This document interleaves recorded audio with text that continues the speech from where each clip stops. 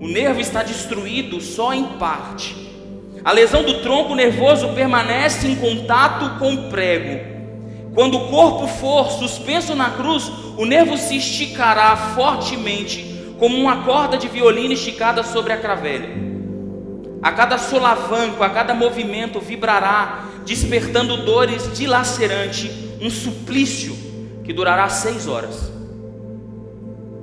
O carrasco e seu ajudante empunham as extremidades da trava, elevam Jesus, colocando-o em primeiro sentado e depois em pé, e consequentemente fazendo a sua lombar para trás, fazendo encostar o corpo na vertical, e depois rapidamente encaixam o braço da horizontal da cruz sobre a estaca vertical, suspendendo ele, suspendendo pelos pregos.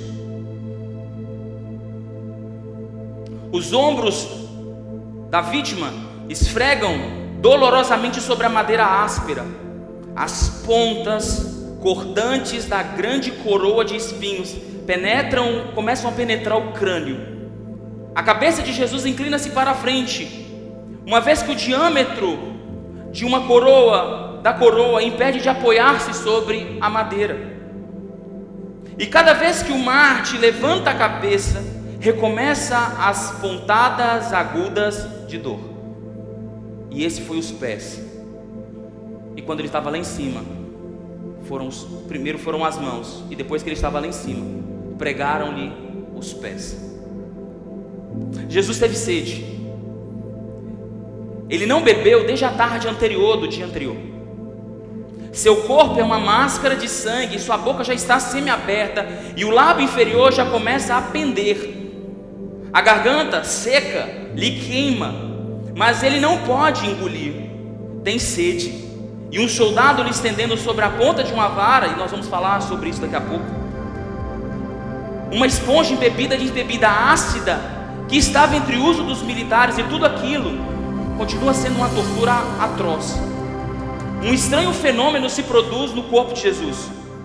Um dos braços se enrijece em uma contração que vai se acentuando.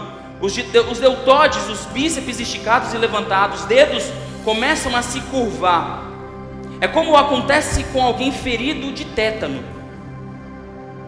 A isto os médicos chamam de tetania, quando os sintomas se generalizam. Os músculos do abdômen começam a se enrijecer em ondas imóveis, e em seguida aqueles entre as costelas, o pescoço e então a respiração. A respiração se faz pouco a pouco, mais curta. O ar entra por um sibilo, mas já não consegue mais sair. Jesus está se asfixiando. Ele tem sede de ar, como um asmático em plena crise.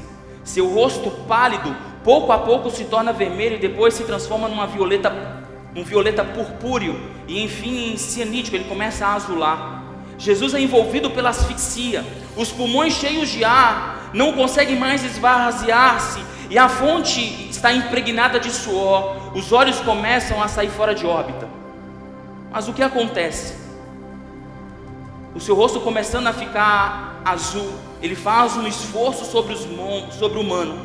Jesus tenta se pôr em pé na cruz, e quando ele tenta se pôr em pé sobre o prego do pé, ele se eleva, aliviando a tração dos braços, os músculos e os tórax começam a distender. A respiração torna-se mais ampla e profunda, os pulmões se esvaziam e o rosto recupera a palidez inicial. Por que esse esforço? Porque Jesus quer falar: Pai, perdoa-lhes, porque eles não sabem o que fazem. Logo em seguida, o seu corpo começa a afrouxar-se de novo e a asfixia recomeça.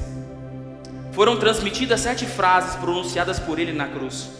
Cada vez que ele queria falar, ele deveria levantar-se sobre os pregos que estavam sobre os seus pés. Que grande tortura! Atraídas pelo sangue que escorre e pelo coágulo, enxames de moscas unem ao redor do seu corpo, mas ele não consegue enxotá-las. Pouco depois o céu se escurece, o sol se esconde, de repente a temperatura diminui, logo logo serão 3 horas da tarde. Todas as suas dores, a sede, as cãibras, a asfixia, o latejar dos nervos medianos, lhe arrancam um lamento. Eli, Eli, lama sabachthani. Deus meu, por que me desamparaste? Jesus dá o seu último suspiro e diz: está consumado. E logo em seguida diz: Pai, em tuas mãos entrego o meu espírito. E morre no meu lugar e no seu lugar.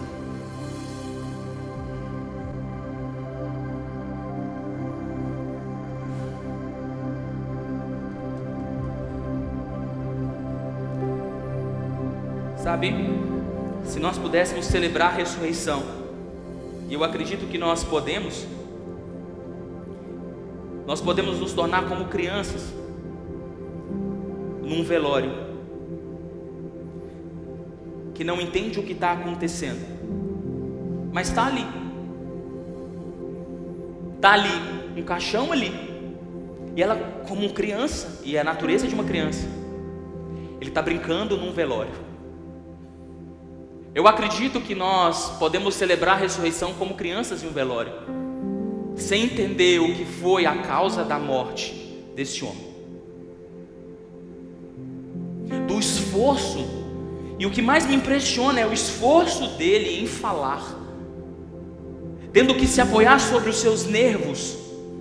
Jesus se esforçou sobre os seus nervos, para esvaziar o seu pulmão de ar, para conseguir falar. E talvez a gente não entenda o porquê de tudo isso, mas essa noite eu quero te fazer entrar nessa parte, eu quero te fazer entrar nesse recorte da crucificação para te levar para a ressurreição. Porque a cruz não foi coisa de menino, não foi rápido. E ainda que a gente assistisse o filme Paixão de Cristo, não foi nem 10% do que realmente aconteceu. Eu quero te convidar a abrir sua Bíblia comigo no livro de Lucas, capítulo 23.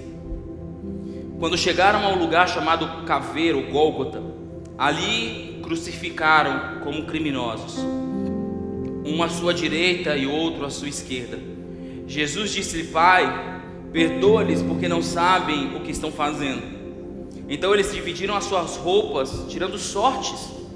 O povo ficou observando e as autoridades o ridicularizavam, dizendo: salvou os outros, salve a si mesmo, se é o Cristo de Deus, o escolhido.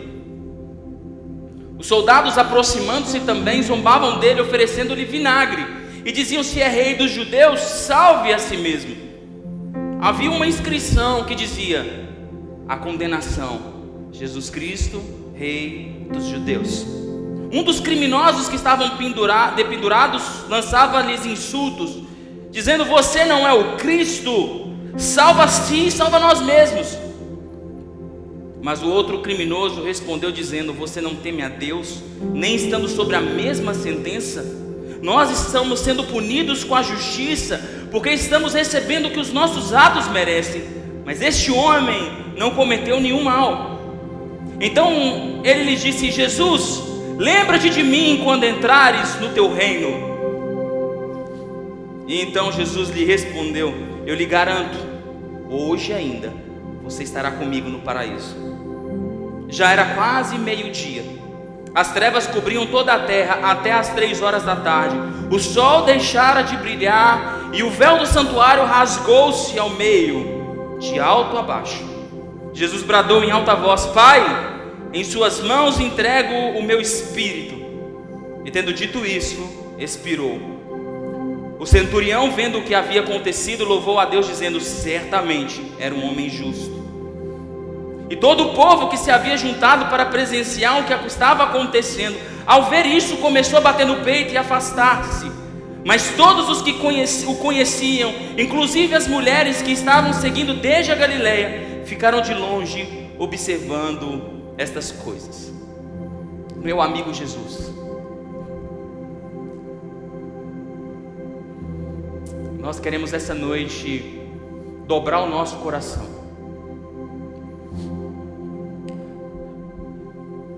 num batismo de conhecimento e de sabedoria,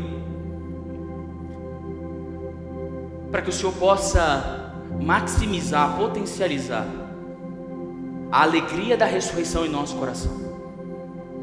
Que essa data, que é a data mais importante do nosso ano, possa fazer tanto sentido, que a gente celebre avidamente todos os anos, porque nós entendemos não só o que celebramos, mas nós entendemos todo o processo que aconteceu, para que a gente pudesse celebrar o Teu nome todos os dias. Cobre esse lugar, cobre as nossas vidas e nos abençoe essa noite, em nome de Jesus. Amém? Eu quero fazer breves explanações aqui sobre o que Jesus falou na cruz, para que a gente possa entrar na ressurreição.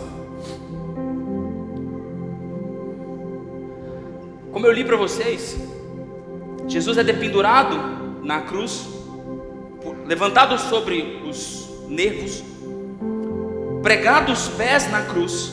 E Jesus, ele não morre de dores, ele morre por asfixia. Os pulmões começam a se encher e não consegue mais sair. Todo homem crucificado poderia demorar até 3 dias para morrer crucificado. Jesus demorou 6 horas, porque ele já estava com o seu corpo totalmente dilacerado. O acordo era: todos os homens pelo seu sangue.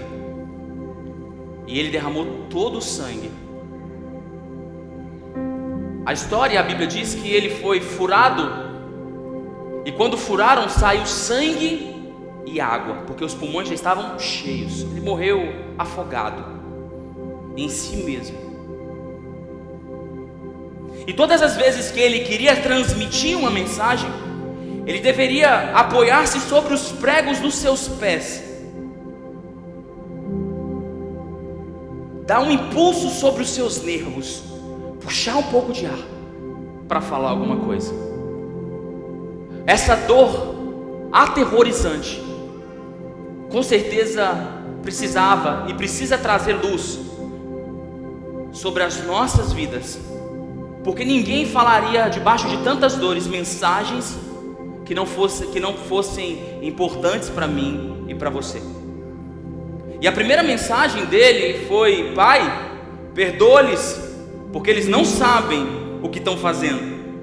E a mensagem de Jesus, quando libera perdão, não é liberar um perdão para alguém que está se arrependido.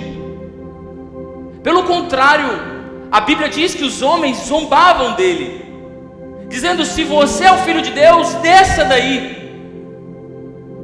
Os homens não sabiam, mas o diabo sabia, porque ele já tinha tentado Jesus, levando ele no pináculo do templo e dizendo: pula, porque o teu pai dará ordem para que os teus anjos te peguem. O diabo sabia que Jesus podia descer dali a qualquer momento. Só que as pessoas estavam ali dizendo: se você é o homem de Deus, se você é o Filho de Deus, não foi você que disse que destruiria o templo e reconstruiria com 3 dias? Então, se você é tudo isso, desce da cruz. A palavra de Jesus foi: eu libero perdão para vocês, ainda que nós não tivéssemos arrependidos. Sabe o que é perdoar sem que o outro esteja arrependido? Ainda pelo contrário do arrependimento, havia zombaria, e ainda assim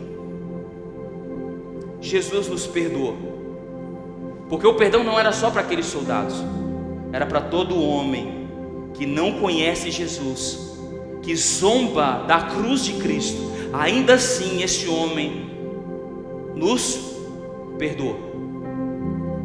A mensagem de perdão que a cruz carrega é uma mensagem que não importa quem quer que seja, não importa onde esteja, sempre haverá perdão para aqueles que olharem para a cruz do Calvário. A segunda frase que Jesus disse na cruz foi para o ladrão que estava do seu lado. Ele disse: hoje ainda estarás comigo no paraíso. Jesus, eu disse isso ontem no jantar, Jesus inaugurou a obra de Cristo. Ela mexeu não só na sua vida eterna, mas no seu destino eterno. Existe uma parábola na Bíblia que é chamada de parábola, mas é a única parábola da Bíblia que Jesus dá nome aos personagens. Ele diz que existe um lugar onde um abismo separava o Sheol de um lugar chamado seio de Abraão, e a Bíblia diz que existia um homem pobre, um mendigo chamado Lázaro, que estava no seio de Abraão, e um rico que estava num lugar de tormento, e um abismo separava esses dois lugares. Só que a Bíblia chama esse lugar de seio de Abraão. Mas Jesus diz para o ladrão: eu não vou te encontrar, eu não vou te levar para o seio de Abraão, eu vou te levar para um lugar que se chama paraíso. Sabe como nós entendemos isso? Quando Cristo morre e triunfa na cruz do Calvário, a Bíblia diz no livro de Pedro que ele vai pregar para espíritos aprisionados. Ele não está indo dar uma segunda chance, ele está indo anunciar que ele venceu, e que agora todos que morreram nele vão para um lugar chamado paraíso. A Bíblia diz que ele levou o cativo o cativeiro. O que dá a entender é que ele pegou todo mundo que estava ali, naquele lugar chamado seio de Abraão, e foi para estar com ele no paraíso. Porque salvação não é um lugar, salvação é uma pessoa. Por isso que ele disse: você vai estar comigo. Quem está comigo está no paraíso. Jesus nos deu salvação. No livro de João, ele diz: mulher, eis aí o teu filho. E disse ao discípulo: aí está a sua mãe. Historicamente, José, o pai de Jesus, já estava morto nesse momento. Maria estava sem marido e agora sem filho, sem primogênito. Mas Jesus não abandona a sua família, ele provê, porque Jesus na cruz libera provisão sobre as nossas vidas. Relatos históricos dizem que depois que João sai do seu exílio, e João aqui é o João que foi para a ilha de Patmos. Depois do seu exílio na ilha de Patmos, João vai para Éfeso, e a história diz que Maria morou com João até a sua morte na cidade de Éfeso. João cuidou de Maria até a sua morte.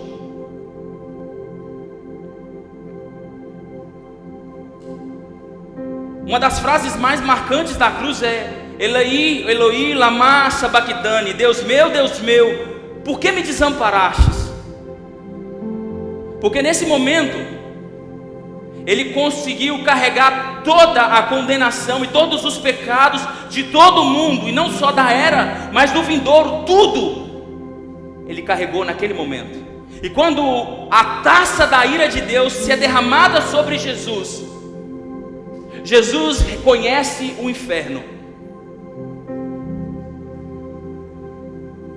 porque o inferno para Jesus, que tinha eterna comunhão com o Pai, a Bíblia diz que Deus, em Isaías 53, Deus teve o prazer de virar o rosto e esmagar Jesus.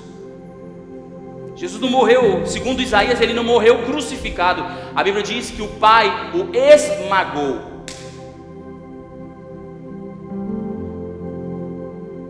Isaías 53, 10: contudo, foi a vontade do Senhor esmagá-lo e fazê-lo sofrer.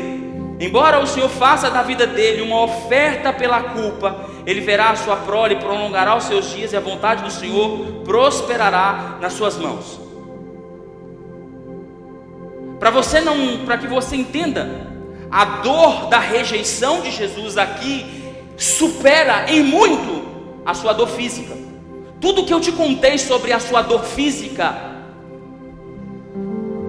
segundo a biologia, a dor da rejeição superou as dores físicas de Jesus. O grito de desespero de Jesus foi: aonde você está, Pai? Você que não se ausentou em nenhum momento, aonde é que você está?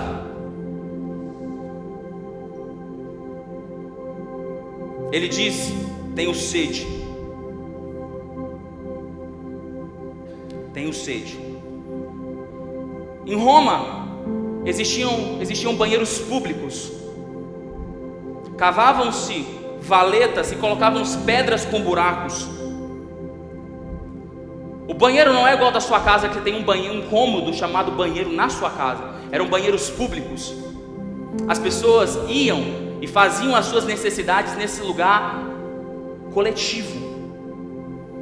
Quando eles acabavam, existia uma bacia com uma vareta e um pedaço de pano na ponta amarrado. Quando eles terminavam as suas necessidades, eles molhavam a ponta da vareta na água, se limpavam, sabe o que eu estou dizendo? E depois pegava a vareta e colocava no vinagre, para fazer asepsia. Quando Jesus diz, tenho sede, e a Bíblia diz que pegaram um caniço, um pedaço de pau molhado em vinagre, ainda que aquele ensopo usado para lavar o ânus estivesse limpo e nunca tivesse sido usado, aquilo representava um nível de humilhação para um condenado. Sabe o que a gente entende? Que ele levou toda a humilhação que nós carregamos até hoje. Tudo que você sofreu e todas as vezes que você foi humilhado, ele levou sobre ele todas essas humilhações para que você não se sentisse assim.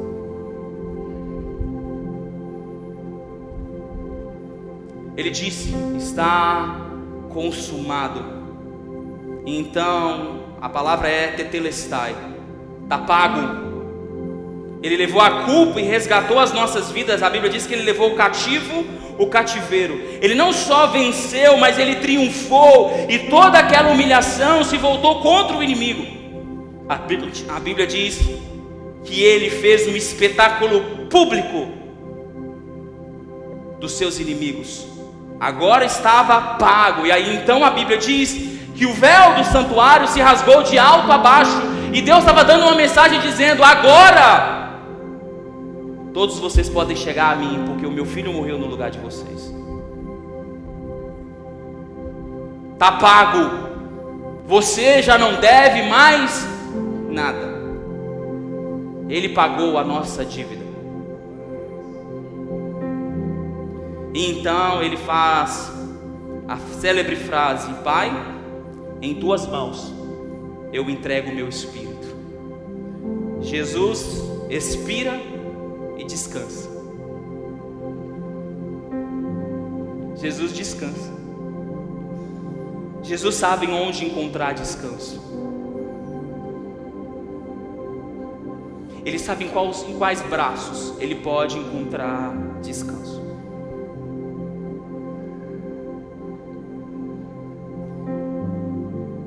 Ele podia ter descido daquela cruz a todo momento,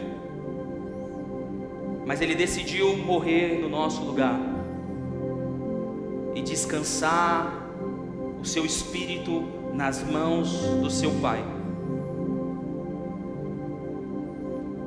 E tudo isso para que eu e você não precisássemos passar por tudo o que ele passou. Era para eu e você vivermos isso aqui, mas ele morreu no nosso lugar. E ele diz, como Paulo disse, não vivo mais eu, mas agora, porque Cristo morreu a minha morte, agora eu decido viver a vida dele, porque ele morreu essa morte que era meu papel viver. E como se isso não fosse o suficiente, entre sexta-feira, quando ele é crucificado, e domingo pela manhã, quando ele ressurge, a Bíblia diz que túmulos são abertos na sexta-feira, porque houve um terremoto. Então a Bíblia diz que sepulcros abriram. Mas no domingo, quando ele ressuscita, a Bíblia diz que testemunhas se levantaram dos seus sepulcros e entraram em Jerusalém para dizer e para testemunhar que ele ressurgiu dos mortos. Não foi só ele que ressuscitou, ele foi a primícia dos que ressuscitaram, mas teve outros que ressuscitaram. Porque a Bíblia diz que entre esse sexta-feira e domingo, ele fez uma obra de mudar o destino eterno das nossas vidas. A Bíblia diz que ele foi pregar espíritos aprisionados para dizer para eles que ele era aquele a quem Noé pregava. Jesus não foi lá dar uma segunda chance, ele foi lá para anunciar, falou: eu sou aquele que Noé anunciava. Eu sou aquele a quem Noé dizia por 100 anos e vocês não ouviram. Eu sou aquele que estava morto. Apocalipse capítulo 1 verso 18: eu sou aquele que vive, estive morto, mas agora vivo para todo sempre, e agora eu tenho as chaves da morte e do inferno. A partir de agora, além de nos dar uma nova chance, Jesus agora nos dá a autoridade, porque ele disse: digo-vos a verdade, João capítulo 14, aquele que crê em mim fará obras maiores do que a que eu tenho realizado, fará coisas ainda maiores, porque eu estou indo para o Pai, e eu farei com que aquilo que vocês me pedirem em meu nome para o meu Pai seja glorificado do Filho. O que vocês pedirem em meu nome, eu farei. Agora Jesus tem autoridade, quando ele nos disse: se você pedir algo em meu nome, agora vocês vão receber, porque agora eu tenho a autoridade da vida e a autoridade da morte. E isso era sábado. Fala para quem está do seu lado: você pode estar vivendo uma sexta-feira, mas um domingo vem aí, e domingo chega. Você pode dizer um aleluia aí? O domingo sempre chega, o domingo sempre vai chegar nas nossas vidas. Mas ele não chega para a gente bater palma e dar ovo de Páscoa, ele chega para a gente celebrar e relembrar que nós temos esperança, porque a morte não pôde detê-lo. Ele venceu a morte. Ele venceu a morte. E ainda que houvesse dores aterrorizantes, ele deu tudo de si, para que hoje eu e você não tivéssemos mais medo da morte, das doenças, do pecado, do diabo, dos anjos, de ninguém. Porque se ele venceu, ele deixou uma promessa: um dia eu vou voltar, e o que aconteceu comigo vai acontecer com vocês. Se você crê nisso, pode aplaudir o Senhor. Aleluia.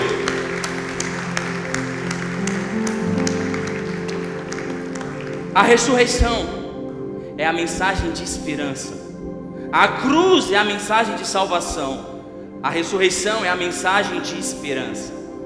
É a declaração de que mesmo que ele tenha sofrido tudo, e ainda que eu esteja sofrendo hoje,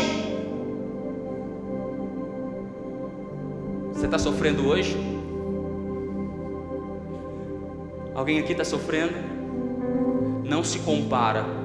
A ressurreição te lembra, você pode ter esperança, porque o maior sofrimento de todos, ele viveu no seu lugar, para que hoje a sua tribulação, como Coríntios diz, a minha tribulação é leve e momentânea, e vai produzir um peso eterno de glória sobre as nossas vidas. Sabe o que Jesus está dizendo? O que você tinha de sofrer, a dor mais atroz, eu sofri no seu lugar. Agora a sua dor, lembra da cruz, lembra de mim, e lembra que eu ressuscitei, para que você volte a ter esperança. Quando nós nos esquecemos, nós somos sufocados pelas nossas dores, sufocado pela nossa desesperança, sufocado pelas nossas realidades, e nos esquecemos que não existe nada mais forte, nada mais invencível, nada mais poderoso que o amor de Jesus na cruz do Calvário. Por isso Paulo pregava: eu prego Jesus e ele crucificado, porque essa é a mensagem mais importante que esse mundo inteiro já ouviu. Jesus morreu, mas ele ressuscitou, para a glória de Deus Pai. Aleluia. Você pode celebrar isso. Você pode celebrar isso. Ele morreu na morte mais terrível, mas ele ressuscitou, para te lembrar que um dia, e nós esperamos que seja em breve, a gente esteja no paraíso com ele, para viver a eternidade do lado daquele que é o autor e consumador das nossas vidas. Aleluia. Eu queria te convidar a ficar de pé para a gente orar.